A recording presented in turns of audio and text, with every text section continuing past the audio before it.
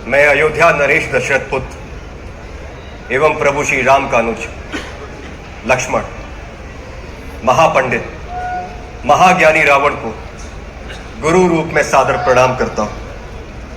आयुष्मान भव लक्ष्मण। कहो, अपने जीवन की इस अंतिम बेला में मैं तुम्हारे किस हित की पूर्ति कर सकता हूं? हे महामना, नीति, धर्म, राजनीति एवं समस्त वेद शास्त्रों के ज्ञाता, आप अपने ज्ञान और अनुभवों की दीक्षा से लक्ष्मण के जीवन का मार्ग प्रशस्त करने की कृपा करें। मैं देख रहा हूं लक्ष्मण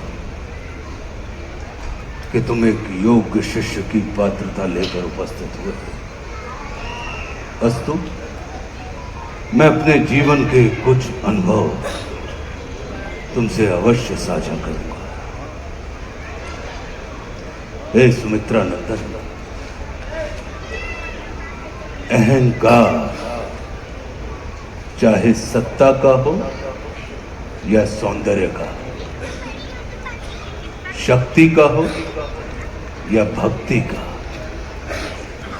धन का हो या धर्म का, वो बड़े से बड़े विश्व विजेता को नष्ट कर देता है। इसका प्रत्यक्ष उदाहरण ये त्रिलोक विजेता, विद्या विशारद, महापंडित रावण है।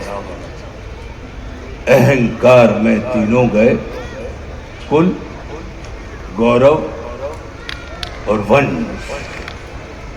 ना मानो तो देख लो इस रावण का अंत। लक्ष्मण, रावण को अपने ज्ञान का अहंकार था और तुम्हारे भाई राम को अहंकार का ज्ञान था। लक्ष्मण, जीवन में सफल होने के लिए शत्रु दृष्टि और मित्र दृष्टि का भेद आना अनिवार्य है।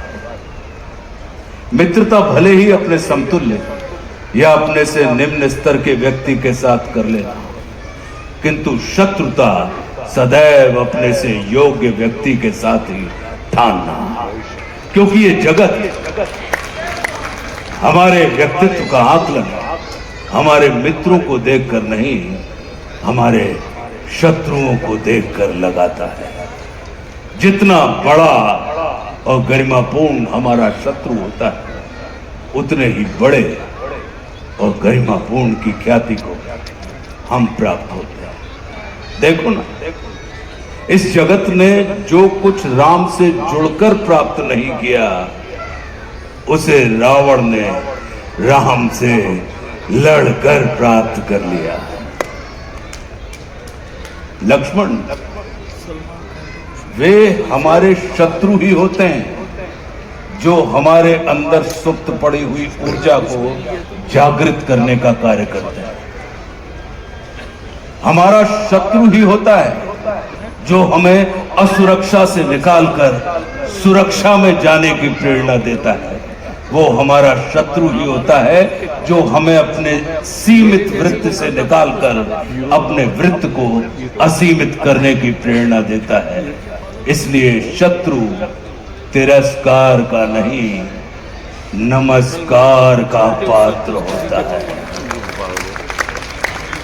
कभी अपने शत्रु को नमस्कार करके देखना, वो तुम्हारा परिष्कार कर देगा।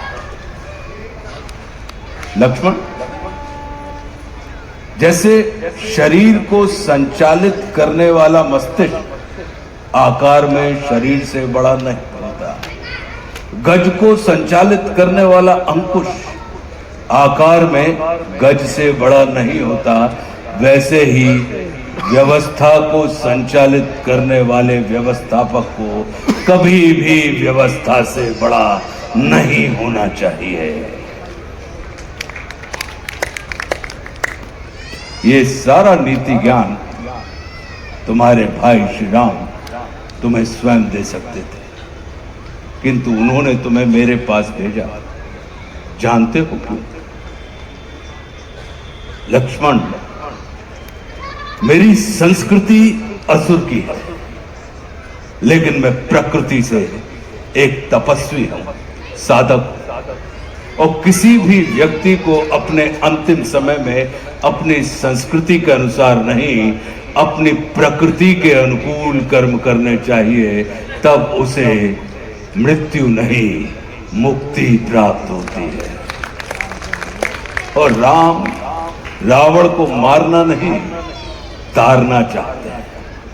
तभी तो उन्होंने मेरे अंतिम समय में मेरी प्रकृति के अनुकूल उपदेशात्मक कर्म करवाकर मेरी मुक्ति के मार्ग को प्रशस्त कर दिया। आने वाले समय में यह जगत कहेगा कि त्रिलोक विजेता, विद्या विशारद, महापंडित रावण की पराजय का एकमात्र कारण है कि उसके पास लक्ष्मण जैसा भाई नहीं था। लेकिन इस जगत को यह स्मरण रखना चाहिए कि लक्ष्मण जैसा भाई प्राप्त करने के लिए व्यक्ति को रावण नहीं, स्वयं राम बनना पड़ता है। सदैव अपने भाई राम के अनुगामी रहना।